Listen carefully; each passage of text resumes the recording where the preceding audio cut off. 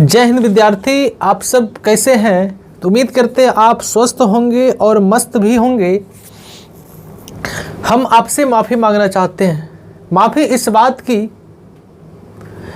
कि जब हम 2015 का पार्ट 1 वीडियो हम बना रहे थे तो कुछ फॉर्मूला हमारे से मिस्टेक हो गया, इसी के लिए हम माफ़ी मांगना चाहते हैं। हम चाहते थे कि वीडियो डिलीट कर दें, लेकिन वीडियो डिलीट कर देने के बाद फिर आपको दिक्कत हो जाएगा, फिर आप उस चीज़ को पढ़ नहीं पाएंगे। तो इसीलिए हम देखिए ग्रुप में भी शेयर कर दिए, कमेंट में भी पहले से हम लिख दिए हैं ताकि आपको थोड़ा सा नज़र आ जाए। और जो नहीं देख पाए हैं वो इस वीडियो के अनुसार जान लें कि जब हम लोग आई प्रत्यावर्ती धारा का जब हम लोग फॉर्मूला पढ़ रहे थे, I बराबर I am sine omega T, ये पढ़ रहे थे। और दूसरा में आपको लिखा है तो ओमेगा बराबर होता है 2 पाई एफ, और एक हम लोग मिस्टेक कर दिए थे, आई आर एम एस बराबर होता है आई एम बाई रूट 2।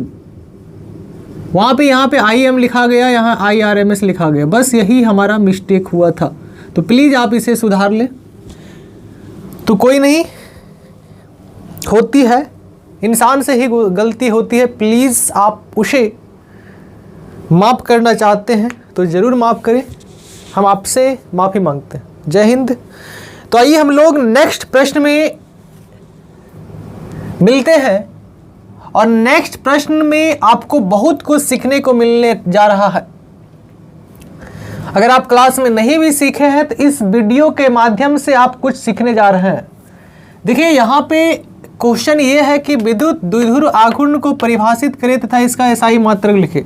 हमको पता है जितना भी विद्यार्थी देख रहे हैं सारा इस क्वेश्चन का आंसर जानते होंगे, लेकिन विद्यार्थी क्या करता है, विद्युत द्विध्रुव और विद्युत द्विध्रुव आघूर्ण में थोड़ा बहुत कंफ्यूजन रहता है। उसको लगता है कि दोनों सेम चीज है। नहीं भाई, दोनों सेम चीज नहीं, दोनों अलग अलग चीज है।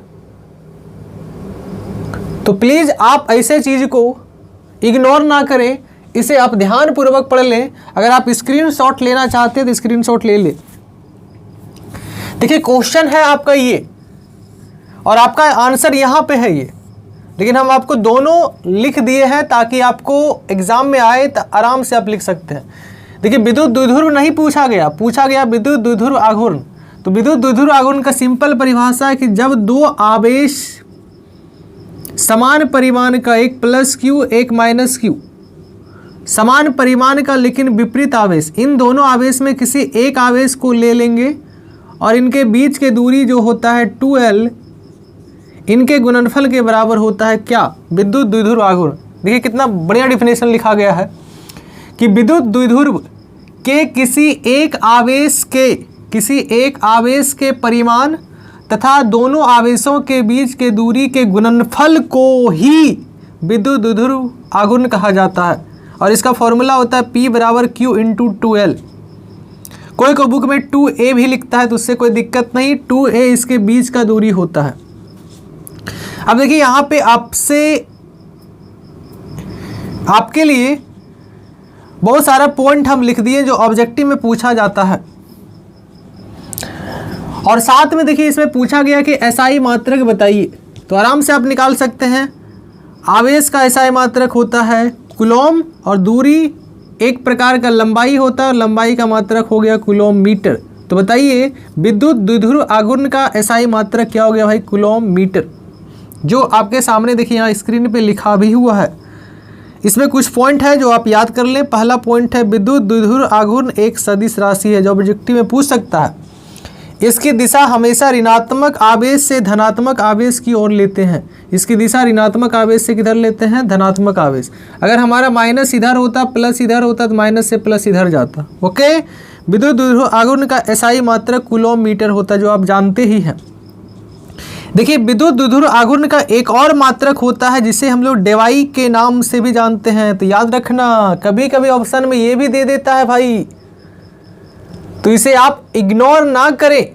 विद्युत द्विध्रुव आघूर्ण का एक और मात्रक डेवाई भी होता है, और आप इस चीज़ को याद भी रखेंगे कि 1 कूलॉम मीटर में कितना डेवाई होता है, ये भी पूछा जाता है बहुत बार। तो 1 किलोमीटर बराबर होता है 3 गुना 10 के पावर 29 डिवाइड। एक पॉइंट और देखिए आपके सामने लिखा गया है कि प्रत्येक विद्युत द्विध्रुव मूलतः उदासीन होता है। क्यों भाई?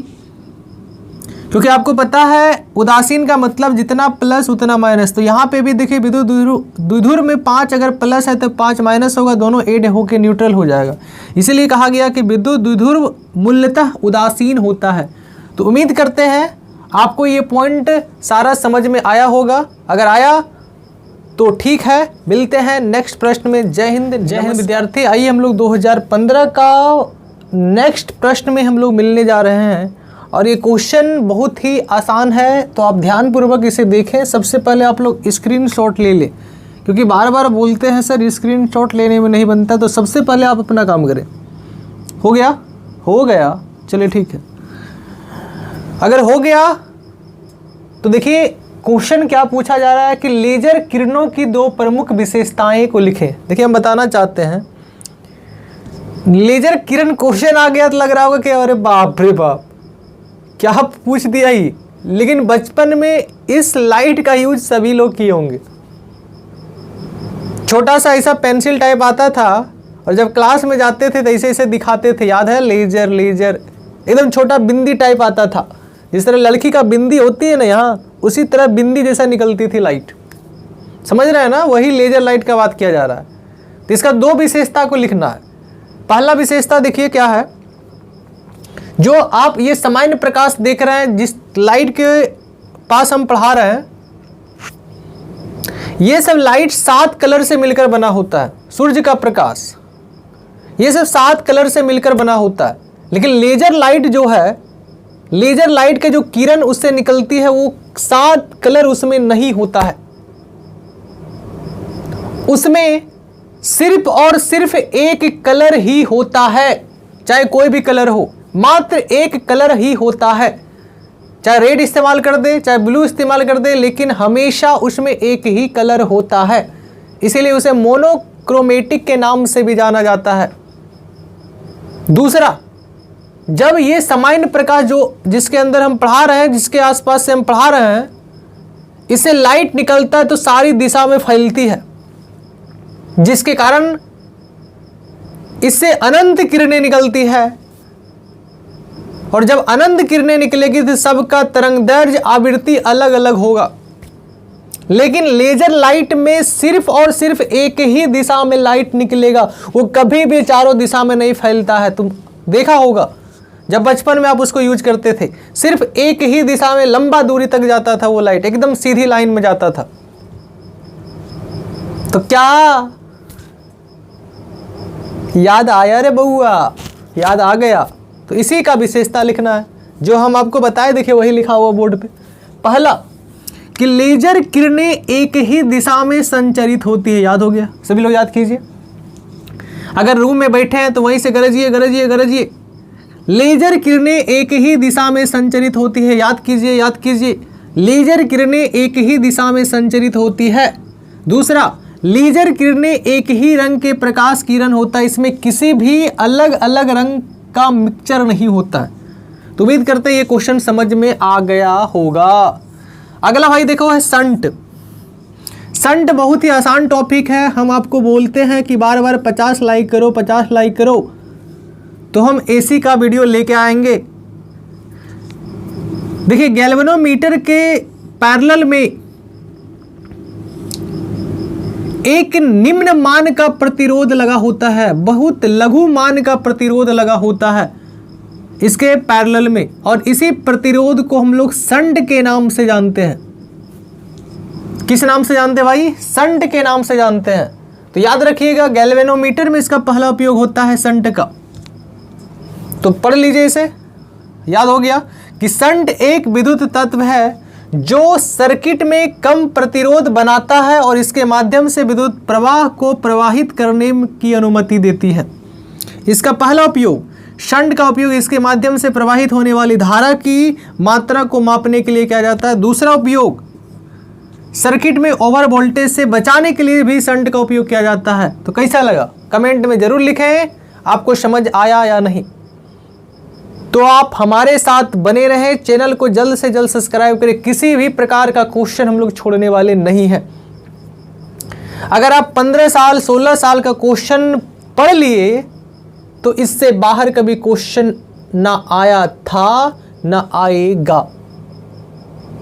और सिलेबस भी पढ़ते रहें, सिलेबस पढ़ना भी बहुत जरूरी है जो आपको पढ़ा दिया गया है। तो मिलते हैं नेक्स्ट वीडियो में। जय हिंद। जय हिंद विद्यार्थी। आइए हम लोग नेक्स्ट प्रश्न में मिलते हैं। ये प्रश्न बहुत ही इंपॉर्टेंट है, आप इसे ध्यान पूर्वक सुनेंगे, देखिए आपको तुरंत याद हो जाएगा। क्या पूछा जा रहा है कि समांतर प्लेट संधारित्र में दूसरे प्लेट का क्या कार्य है? बोलिए, दूसरे प्लेट का क्या कार्य है? आपको पता है कि समांतर प्लेट संधारित्र में दो प्लेट होता है और दोनों प्लेट पे विपरीत आवेश होता है। तो पूछ रहा है कि दूसरे प्लेट का क्या कार्य है? तो आप याद रखिएगा, दूसरे प्लेट का यही कार्य है कि वो विभव में कमी करता है और धारिता में वृद्धि करता है। बोलिए, विभव में कमी करता है और धारिता में वृद्धि करता है। बोलिए, विभव में कमी करता है, धारिता में वृद्धि करता है। बोलिए, विभव में कमी करता है, धारिता में वृद्धि करता है। बस इतना ही है। अब आइए कैसे जानते हैं, समझिए ध्यान से, बड़ा आसान है। हम लोग एक प्लेट ये ले रहे हैं जो आवेशित है और दूसरा प्लेट जो ले रहे हैं हम लोग, वो दूसरा प्लेट आपका है उदासीन। उदासीन का मतलब होता है जितना प्लस उतना माइनस। ये आपका धनावेशित प्लेट है, क्योंकि आपको पता है कि समांतर प्लेट संधारित्र में दो प्रकार का प्लेट होता है। एक ऐसा प्लेट है भाई धनावेशित प्लेट और ये कैसा प्लेट है भाई उदासीन प्लेट। अब कहानी समझिएगा, ये हमारा आवेशित है और आवेशित है जिसका कुछ ना कुछ विभव होगा। तो मान लेते हैं इसका विभव है 10 वोल्ट और इस आवेशित प्लेट के सामने हम लोग एक उदासीन प्लेट को लाए और उदासीन का मतलब होता है जितना प्लस उतना माइनस। तो आप ये बताइए, अगर उदासीन के पास लाएंगे तो इसमें प्लस और माइनस दोनों है, तो प्लस क्या करेगा, ये प्लस इस माइनस को अपनी ओर खींच लेगा, ओके, और इस प्लस को क्या करेगा, धकेल देगा, क्योंकि इसमें दो प्रकार का आवेश होता है, प्लस और माइनस दोनों। क्योंकि उदासीन का मतलब जितना प्लस उतना माइनस, तो माइनस को अपने और प्लस खींच लिया और प्लस को धकेल दिया। अब कहानी समझिए, जैसे इस आवेशित प्लेट के पास इस प्लेट को लाते हैं उदासीन प्लेट को, तो माइनस एक साइड हो जाता है, प्लस एक साइड। मान लिया कि इसके कारण यहां पे जो विभव होगा वो -5 वोल्ट होगा और इसके कारण यहां पे जो विभव होगा मान लेते हैं वो +3 वोल्ट होगा, मान लेते हैं, क्योंकि आपको पता है V बराबर होता है KQ/R और R अगर बढ़ेगा तो विभव क्या होगा, घटेगा। इसके कारण यहां देख रहे हैं।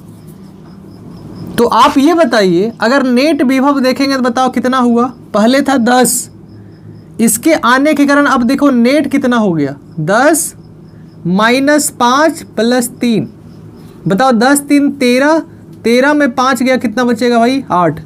तो बताइए विभव में क्या हुआ, कमी। विभव में क्या हुआ, कमी। तो आप एक फॉर्मूला पढ़े होंगे C = Q/V। अगर विभव घटेगा तो धारिता क्या होगा, बढ़ेगा। अगर विभव घटेगा तो धारिता क्या होगा, बढ़ेगा। और समझते हैं। अब हम लोग क्या किए दूसरा केस में, दूसरा केस में हम लोग क्या किए, इस वाले प्लेट को अर्थ कर दिए, अर्थात इसे अर्थिंग कर दिया गया। और जैसे अर्थिंग करेंगे तो यहाँ से इलेक्ट्रॉन इसको क्या कर देगा, न्यूट्रल, और न्यूट्रल करेंगे तो यहाँ से ये चार्ज खत्म, उसके बाद इसे आप कट दीजिए, क्रॉस कर दीजिए, काट दीजिए। अर्थिंग का अब कोई काम नहीं है। तो आप ये बताइए, पहले से था 10, अब जैसे अर्थिंग किए दिए तो खत्म हो गया। अब केवल हमारा क्या बचा, यहाँ पे -5 वोल्ट। तो बताओ 10 में 5 गया तो बचा, ओ कितना बचा, केवल और केवल 5 वोल्ट बचा।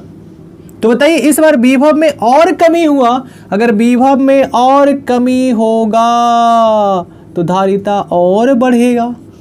तो कैसा लगा, समझ में आ गया? सिंपल आप समझिए कि दूसरे प्लेट का सिर्फ और सिर्फ कार्य क्या है, एक ही कार्य है, विभव में कमी धारिता में वृद्धि, विभव में कमी धारिता में वृद्धि, विभव में कमी धारिता में वृद्धि, विभव में कमी धारिता में वृद्धि, विभव में कमी धारिता में वृद्धि, विभव में कमी धारिता में वृद्धि, कुछ नहीं है। विद्यार्थी आप सब कैसे हैं? उम्मीद करते हैं आप स्वस्थ होंगे और मस्त होंगे और पढ़ाई में व्यस्त भी होंगे।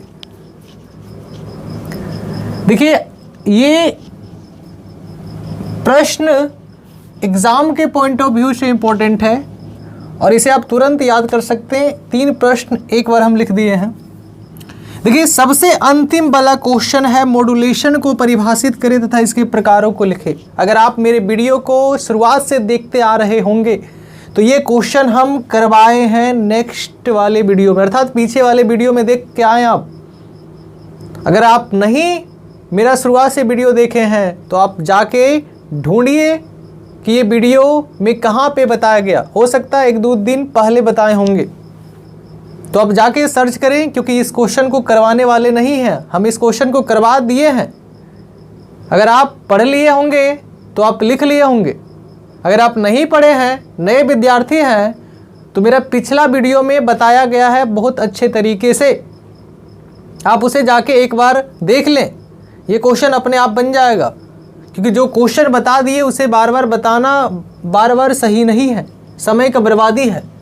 आइए, एक ट्रांसफार्मर में ऊर्जा क्षय को नामांकित करें। क्षय का मतलब होता है नष्ट, यानी एक ट्रांसफार्मर में ऊर्जा किस किस कारण से हानि होता है उसे आपको लिखना है, नामांकित करना है। तो याद रखिएगा, ताम्र हानि अर्थात तांबा के कारण, फ्लक्स हानि विद्युत फ्लक्स के कारण, लो हानि 3 प्रकार का हानि होता है, ताम्र हानि, फ्लक्स हानि, लो हानि, इसे लिख देना है। और लो हानि में 2 प्रकार का हानि होता है, भंवर धारा हानि, शैथिल हानि। याद हो गया? अब है आप अगला एन टाइप सेमीकंडक्टर और पी टाइप सेमीकंडक्टर में अंतर बताइए। आपको पता है कि एन टाइप सेमीकंडक्टर में धारा का प्रवाह इलेक्ट्रॉन के कारण होता है, याद रखें पहला पॉइंट, और पी टाइप सेमीकंडक्टर में धारा का प्रवाह हॉल के कारण होता है, पहला पॉइंट हो गया दोनों का। एन टाइप सेमीकंडक्टर में इलेक्ट्रॉन की संख्या ज़्यादा होती है हॉल से और पी टाइप सेमीकंडक्टर में हॉल की संख्या ज़्यादा होती है इलेक्ट्रॉन से। बस कहानी खत्म। फिर से बताइए, एक ट्रांसफार्मर में ऊर्जा क्षय को नामांकित करें। सबसे पहला ताम्र हानि, फ्लक्स हानि, लो हानि। लो हानि में 2 प्रकार का, भंवर धारा हानि, शैथिल हानि। एन टाइप एवं पी टाइप अर्धचालक में अंतर स्पष्ट करें। फिर से बताइए, एन टाइप में धारा का प्रवाह इलेक्ट्रॉन के कारण, पी टाइप में धारा का प्रवाह हॉल के कारण। लिखिए, हम लिखा रहे हैं। एन टाइप सेमीकंडक्टर, दूसरा पॉइंट, एन टाइप सेमीकंडक्टर में इलेक्ट्रॉन की संख्या ज़्यादा होती है हॉल से, पी टाइप सेमीकंडक्टर में हॉल की संख्या ज़्यादा होती है इलेक्ट्रॉन से। बस हो गया। और ये क्वेश्चन तो हम करवा चुके हैं। तो कैसा लगा? आइए कल टेस्ट देने और अपने आप को साबित कीजिए कि हम पढ़ते हैं।